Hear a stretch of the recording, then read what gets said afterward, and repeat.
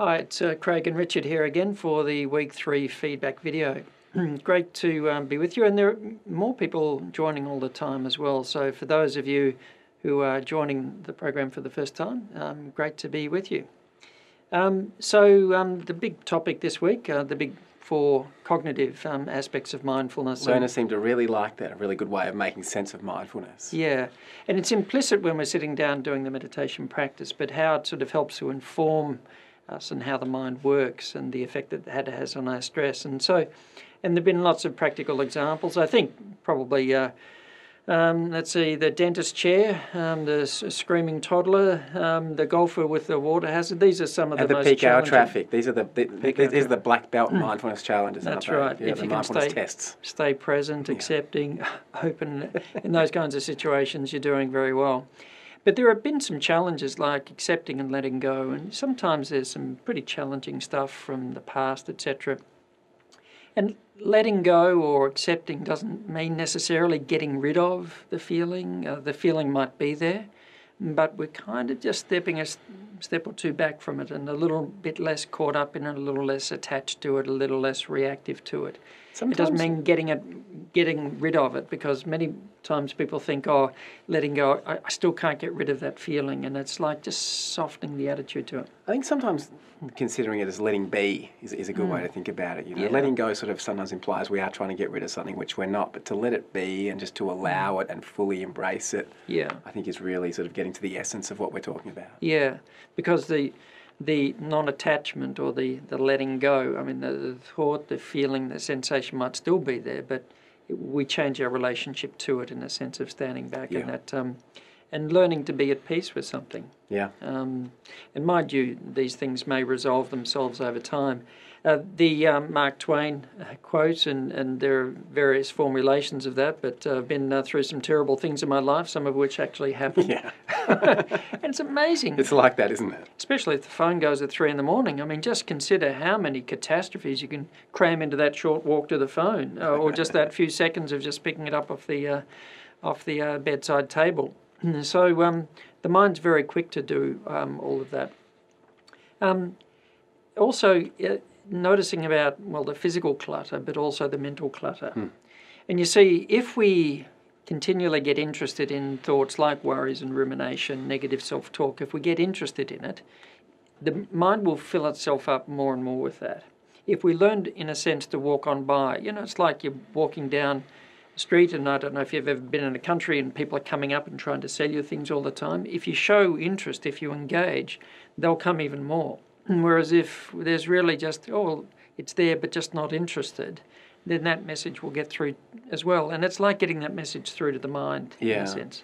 But, it can be a little bit addictive, that mental clutter. I've often met people in my courses that say, I don't want to let go of my thoughts. I like my thoughts. And I guess it's the same as, people that can't throw out old newspaper clippings or fill their house with knickknacks. Sometimes there's something, I think we're so used to it or we're afraid in some ways to let it go. Yeah, as if this is going to be valuable, holding on to this, this bit of mental clutter. This mental clutter, yeah. And even if we just bring awareness to the effect of holding on to all this mental clutter, that can be useful in itself. Yeah. A question about detachment. And detachment's a word that people take in many different ways. So detachment in the way that we mean it here about non-attachment. There's something there, but we're not attached to it. But many times people talk about detachment, I don't like that because it's about being indifferent or not caring or being disengaged. That's perhaps taking the word in a different sense to what we're meaning it here. Well, mindfulness is very much about more engagement, isn't it? Being fully engaged with life, with each moment. So, but it is about the attitude that we have. Yeah, like acceptance. Many people think, that's just apathy or resignation. Yeah. Where it's not. So understanding these kinds of things on a deeper level, it takes time and maturation. A lot of discussion about formal and informal practice this week, Richard. Definitely. Well, we had that longer meditation, and so that always is a very interesting tool, I suppose, or a very interesting experiment to do, to sit for a longer period of time, because it gives us, first of all, longer for the mind to perhaps calm down. Often people find the first few minutes of meditation is just noticing all that mental busyness and all that clutter you're talking about, and after a while, when we let that go, the mind starts to settle. But other things start to arise as well. Sleepiness was something a lot of our learners were talking about this week, and that's a very common experience. Especially late in the day, or if we've just gotten straight out of bed to meditate. Yep. But even just during the day, a lot of people I'm noticing now when I'm teaching meditation in my courses, they're noticing that they're chronically tired, and a lot of us are sleep deprived. Yeah. And we don't notice because we're so busily just doing things, and our minds are running around, filling us up with adrenaline and activating that stress response all the time, revving ourselves up with nervous energy. And the moment we stop doing that, we're like, oh, I'm actually rather tired, which is a good thing to realise. Yeah, it's like being aware of actually, and it's perhaps a sign of being mindful, is to notice how much residual tiredness there is. Yes. And if we're a little bit more in touch with our state of body and mind, we might notice during the day times when we need to stop, times when we need to refuel, Yes. and just drop that unnecessary tension, because that might help us to conserve that energy. Yeah. Yeah.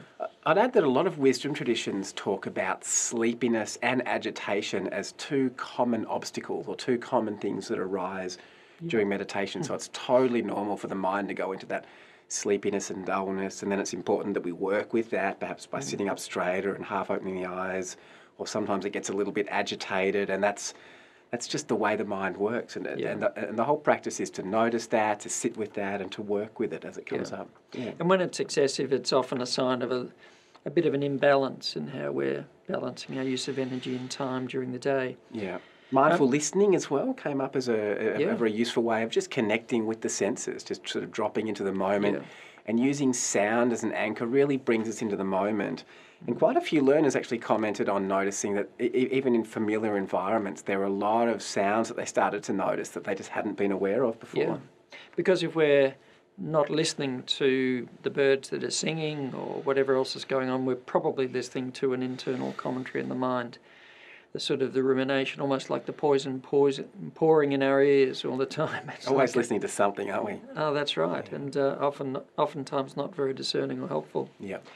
Multitasking has been an interesting topic, and a lot of learners have found the experiment very useful, and to see the difference between the simple and the complex multitasking. And simple's fine, one thing simple, one thing complex. Doing multiple simple things at the same time, like sort of walking down the street and humming a tune or something like that. Yeah. Generally no problem, right? Yeah, that's right.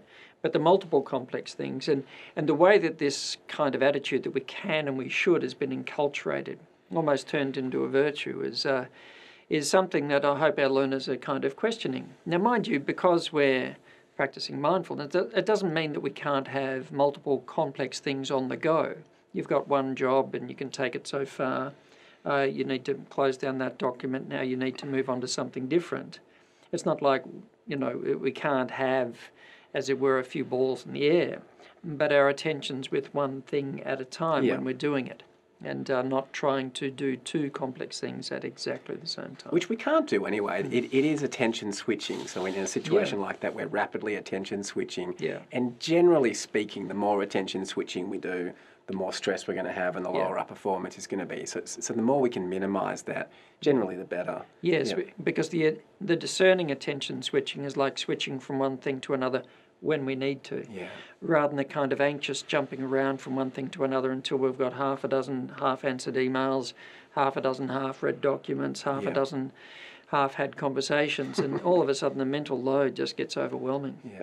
There are expectations though, aren't there? I mean, certain workplaces sort of ask their employees to multitask. A lot of teachers say, I've got to multitask in the classroom, I think when you start to dig a little bit, there usually are like teachers are often actually just paying attention to one thing at a time, or perhaps maintaining a general sense of awareness of what's happening in the classroom. But I've certainly had people say to me, look, it's in my job description, it's on my CV, I've got to be a good multitasker. Yes, no. Hopefully the subtleties are becoming more obvious, and there's been some discussion about communication, not multitasking while communicating. Well, that's one of the areas that a lot of us are trying to multitask, aren't we? Not really listening when people are speaking. Yeah. Waiting for our turn to speak, thinking about what we're going to say, pretending we're listening but thinking about something else, or even straight up, using being on the phone on Facebook or something while we're hanging out with our friends. All of these things are quite common. Yes. And a lot of learners this week started to notice that and notice the effect that had on the connection and the relationship. Yeah. And some even started to experiment with really listening when they were talking to people, and experienced the benefit of that because they felt more connected and got more accurate information, and there are a lot of really useful things that came out of that. And interestingly, a couple said, look, it's actually really intense. Someone giving me their full attention when I'm talking to them. I think it was a couple have been married for a long time, said, we've started to communicate more mindfully, and it's kind of disconcerting actually having their full attention. So that speaks volumes, doesn't it? Yeah, and especially for kids, to learn from their parents that when you're speaking to somebody, pay attention, but when somebody's speaking to you, to pay attention, and for parents to model that for their kids is really, really important. Yeah. And just part of the challenge with technology, I've seen various estimates, about at least 100, some studies, Nokia or Tecmark papers are talking about 150, even over 200. Checking the phone 200 times a day. 200 times a day. Yeah. And this is becoming quite some sort of addiction. Well, that's a lot of time. It's a lot of time. That becomes like a compulsion to keep doing it. And some interesting discussions about creating more space in our day and letting the simple moments be simple.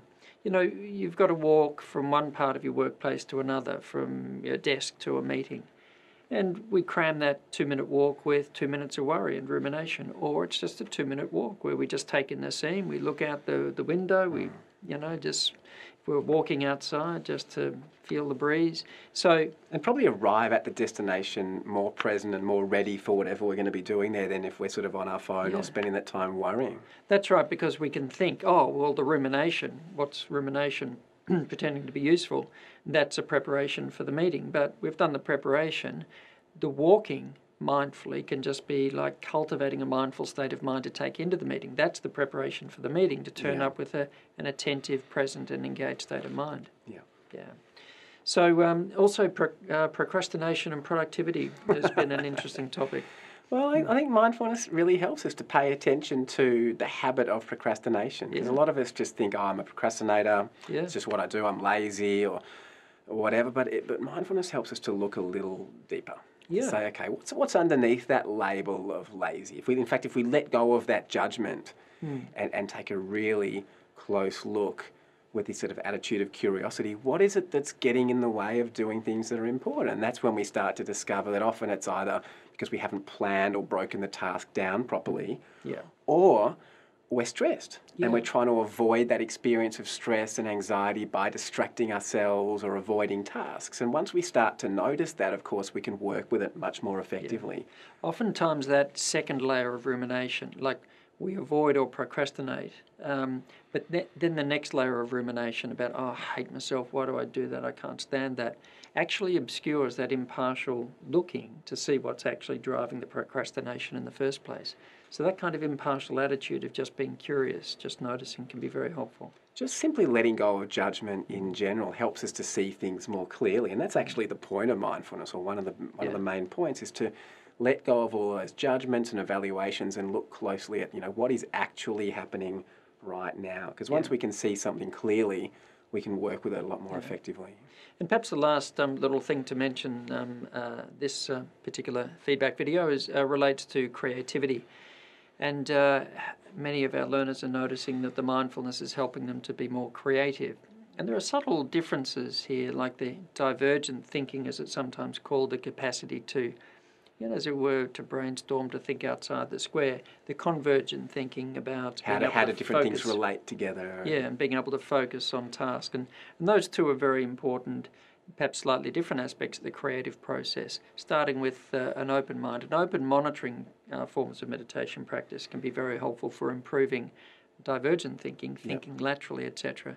And the convergent, that is the more focused forms of mindfulness, can be helpful for bringing that idea into manifestation, to kind of to give it detail and flesh it out. And we need both, don't we? I mean, to be genuinely creative and produce creative things, we need to have that openness, that personality trait or that mindful quality of openness, but also the ability to focus and bring that idea into fruition. So it's not enough just to sort of sit around and imagine lots of different possibilities. We need to marry that up with that convergent thinking and that ability to focus. And many people do that quite intuitively and haven't called it mindfulness, but there are certainly practices that can help that. Yeah. So that's all from us this week. So next week we'll be looking forward to dealing with other aspects of our life, and very important, emotions, eating, movements, being mindful in the home, and maintaining a mindful life. Just look at taking this into the long term. Yeah. So we'll look forward to being with you then. See you then.